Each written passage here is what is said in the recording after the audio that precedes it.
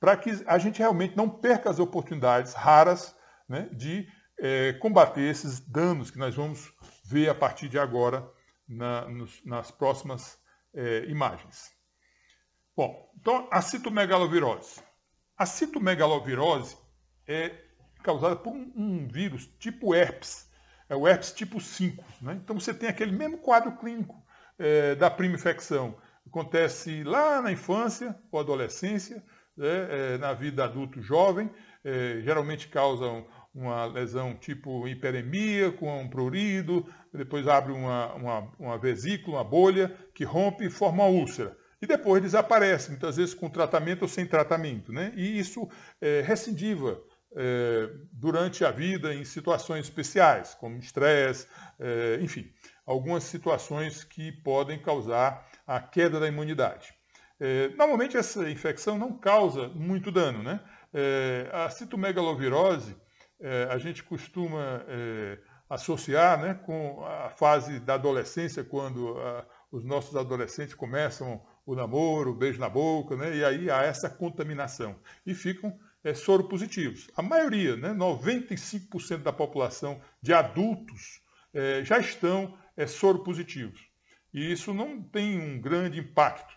Agora, em situações como gestação ou queda da imunidade por o uso de corticoide, imunossupressores, ou pacientes que convivem com HIV, aí a doença reativa, recrudesce e gera danos para a gestante e para o seu recém-nascido. Então nós temos basicamente três possibilidades de infecção. 5% das gestantes que não tiveram contato durante a sua adolescência com o citomegalovírus podem ter a prima infecção durante a gravidez.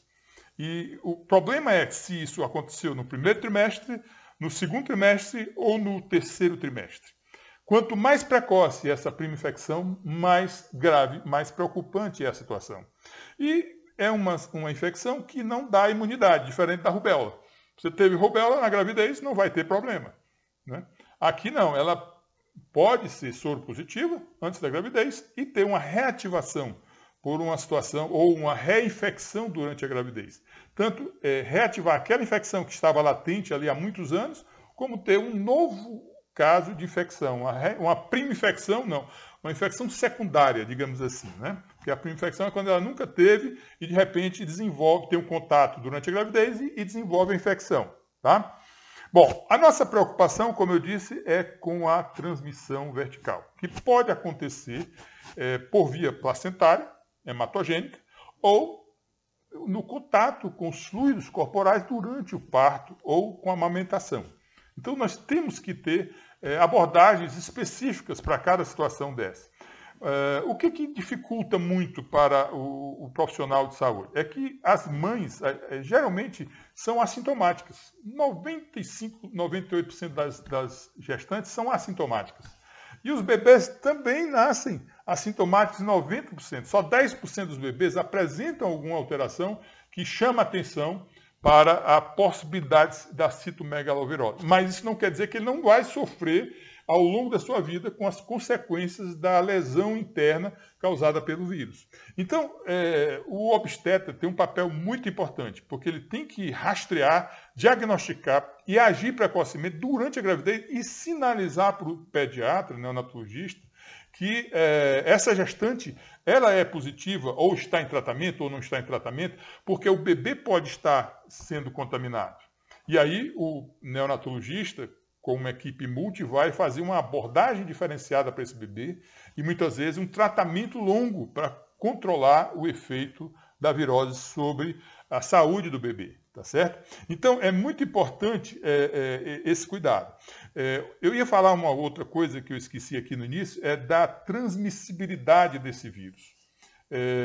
Uma criança ou um adolescente, um adulto jovem infectado, pode estar sintomático e passar durante até 2 anos esse vírus para frente.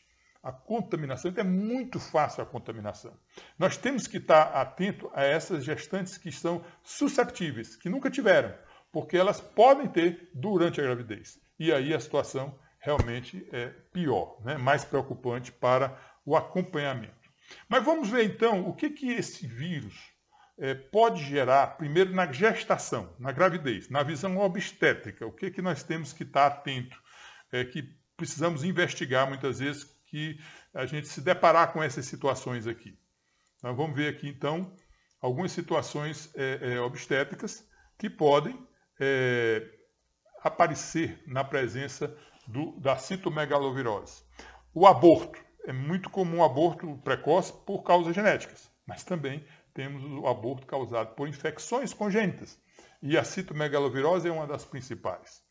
Às vezes não acontece o aborto, mas o bebê não se desenvolve, ele morre intraútero, depois de 20 semanas, 22 semanas. Né? Então a morte fetal intraútero também pode estar relacionada com essa infecção. Bebês que não se desenvolvem bem, né, dentro do útero, né, tem uma restrição do crescimento, e aí são extremamente vulneráveis para o sofrimento fetal crônico e a morte precoce. Né? E algumas situações que também estão relacionadas na literatura, na análise científica, que é a ocorrência de polidrâmio. O polidrâmio é quando há um volume de líquido amniótico muito acima dos padrões de normalidade. E isso vai causar uma série de efeitos, principalmente sobre a gestante polidrâmio. Né? Pode haver uma supradistensão uterina, levar até hemorragia pós-parto. E o oligômeno, que seria a situação contrária, que aqui quem é mais atingido é o feto, é quando há uma produção insuficiente de líquido amniótico para proteger o bebê, para dar a segurança do recém-nascido, né? do feto intraútero. Então essas situações são bastante comuns na citomegalovirose e a gente tem que estar sempre atento clinicamente. Mas muitas vezes essas alterações não são observadas, né? E volto a dizer, nossa preocupação é com a transmissão vertical. Então, o que a gente pode, no bebê, em relação à transmissão vertical? No bebê, há um elenco imenso de efeitos, né? Desde uma febre, uma pneumonia, uma hepatite ele pode desenvolver, enfim. Mas algumas lesões mais graves no sistema nervoso central, calcificações, aumento das câmaras ventriculares, e isso vai causar uma redução da massa encefálica, microcefalia, né, comum, né, nesses pacientes, e tem uma alteração que talvez seja a mais comum de todas, e que causa uma lesão também grave para o resto da vida, que é a surdez neurosensorial. Então, precisa, na avaliação do bebê, olhar para a questão se ele não tem uma hepatosplenomegalia, que também é muito comum nessas situações de citomegalovirose. E tem abordagem para a gestação e tem abordagem para o recém-nascido. Então, como é que a gente faz o diagnóstico? Clinicamente, uma semiologia neonatal, né, que pode chamar atenção, e nós temos algumas técnicas para confirmar a infecção. Né? Então, temos o isolamento do vírus com cultura de fibroblásticos. É um teste com a especificidade altíssima, sensibilidade e especificidade altíssima, uma boa curacidade, mas é muito caro. Poucos laboratórios têm essa estrutura para fazer essa cultura para isolamento do vírus. O que nós mais utilizamos hoje, que veio praticamente para acabar com os outros métodos, né, é exatamente a realização do PCR, que pode ser feito na urina do bebê ou da mãe, na saliva, né, que é a pesquisa de uma parte do DNA do vírus. Né, também um exame de altíssima especificidade. Tá? Muito bom também. Mas durante a gravidez, nós não temos muitas vezes esse fluido do bebê, né? Então nós podemos fazer as sorologias, que vão nos orientar sobre as condutas, sobre as abordagens durante a gravidez também. Tá? Então nós vamos ver aqui as sorologias como método de rastreamento, né, de diagnóstico até. Não é muito específico, mas ele já sinaliza para o diagnóstico, né, precoce. Tá? E também para o tratamento precoce. Então nós vamos ver aqui, nós temos aqui 4 cenários possíveis em relação às sorologias. Nós temos a situação que a mãe é IgG e IgM negativos, não reagentes. Muitos pacientes vão ficar felizes, né? Porque olha, meu teste deu negativo. Para nós é uma preocupação. porque existe a possibilidade da soroconversão, da viragem desse teste, se houver uma prima infecção na gravidez. Então, são pacientes, são gestantes susceptíveis, e nós precisamos ficar repetindo esse exame durante toda a gravidez, toda a consulta de pré-natal, até o pós-parto, porque ela pode se contaminar, é uma paciente que está totalmente susceptível. Temos uma outra situação, que é a paciente que está com IgG positivo e IgM negativo. O IgG ele é um marcador de crônico, né? O IgM seria de infecção aguda. Então, essa paciente aqui com IgG positivo, que é essa da paciente aqui desse quadradozinho claro, tá? Com IgM negativo, ela muito provavelmente, se não for um falso positivo, né, ou falso negativo, ela está com uma cicatriz imunológica, ela está imunizada. Apesar de que nós sabemos que isso não garante, porque existe algumas situações, como uma paciente com HIV ou imunodeprimida, que ela pode ter uma reativação da infecção, tá? Então, mesmo estando imunizada. Mas aqui seria o quadro da paciente imunizada que nos dá uma certa tranquilidade, tá? Do outro lado aqui, nós temos uma situação da paciente com IgG negativo e IgM positivo.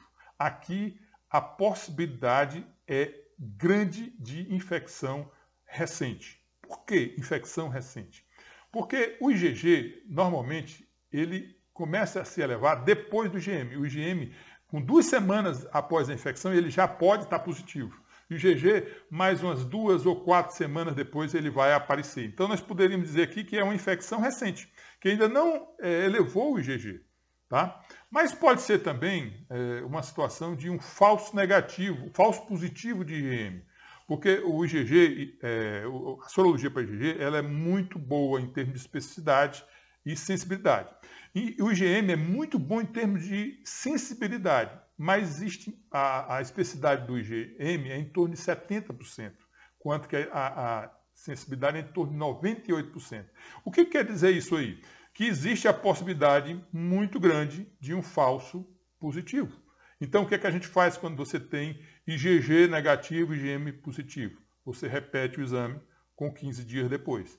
Se você tiver um IgG positivo depois de 15 dias, ou esse mesmo quadro aqui ainda, né, ou houve um aumento do título de IgM, você pode dizer que é uma infecção recente, já pode praticamente confirmar o diagnóstico só por esse teste aqui. Se com 2 testes manteve o mesmo resultado ou apareceu o IgG positivo. Tá? O terceiro cenário seria os 2 testes positivos, reagentes. O IgG e o IgM reagente. Aqui a gente já poderia dizer que existe uma grande possibilidade de infecção.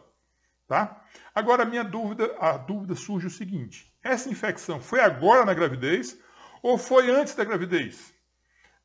Porque aqui com o IgG negativo, a gente já sabe que muito provavelmente é na gravidez. Mas aqui o IgG positivo pode ter sido uma infecção anterior à gravidez. E aí, para tirar essa dúvida, nós pedimos o teste de avidez para IgG. Se o teste de avidez para IgG feito precocemente no início da gravidez, no primeiro trimestre, ele der muito alto, acima de 70%, você pode garantir que essa infecção não foi na gravidez. Agora, se ele dá abaixo de 30%, muito baixo, é muito provável que essa infecção tenha ocorrido na gravidez. Tá? E aí, estando IgG e IgM positivo, a gente tem que fazer todo o protocolo de monitoramento e acompanhamento e considerando essa grávida como infectada e avisar para o neonatologista, porque é melhor tratar, mesmo sabendo que essas drogas têm toxicidade, do que deixar a infecção sem tratamento. O tratamento vai depender também, durante a gestação, da idade gestacional. Tá? Então, nós vamos ver aqui as opções de tratamento. Digamos que eu já tenho uma suspeita forte, né? Se eu tiver a oportunidade de confirmar, né, com o PCR da urina, aí não tem mais dúvida, é partir para o tratamento. Então, o tratamento,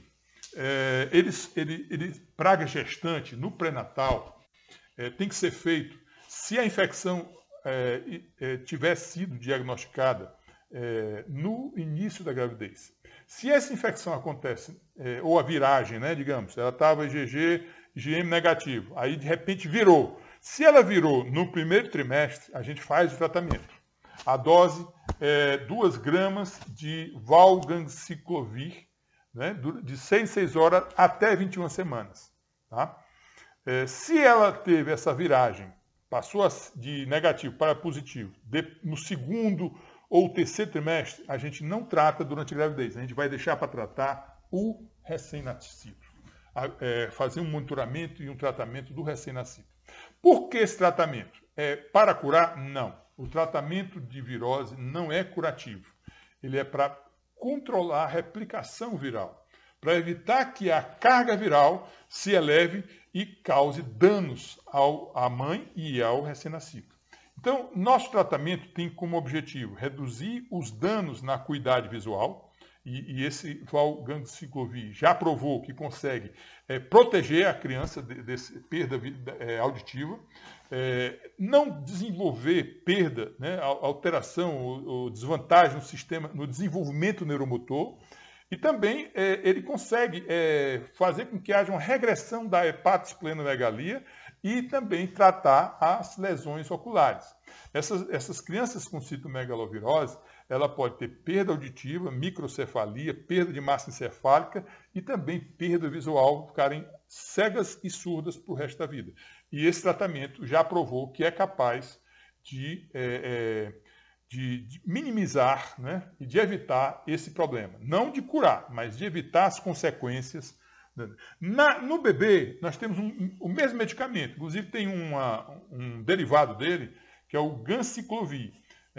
Tem 2 opções de terapêutica no protocolo do Ministério da Saúde. Nós podemos, nas situações do bebê mais comprometido, né, com mais lesões, com hepatosplenomegalia, calcificações, perda auditiva, enfim, essas crianças mais comprometidas, pode ser feito o tratamento prolongado.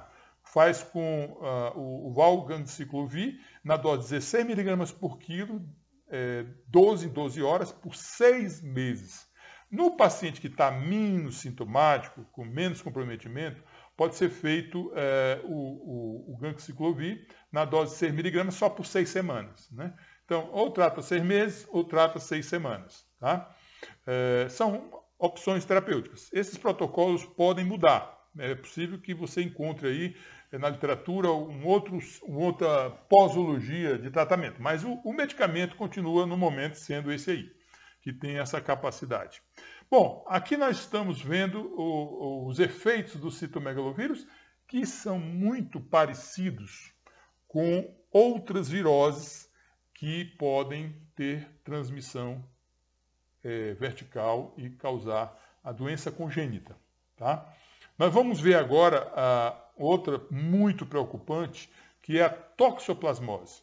A toxoplasmose não é causada por um vírus, é causada por um protozoário intracelular exclusivo. E é extremamente comum, também é assintomática na gestante muitas vezes e também no recém-nascido. Mais uma situação de desafio para o médico que vai fazer o pré-natal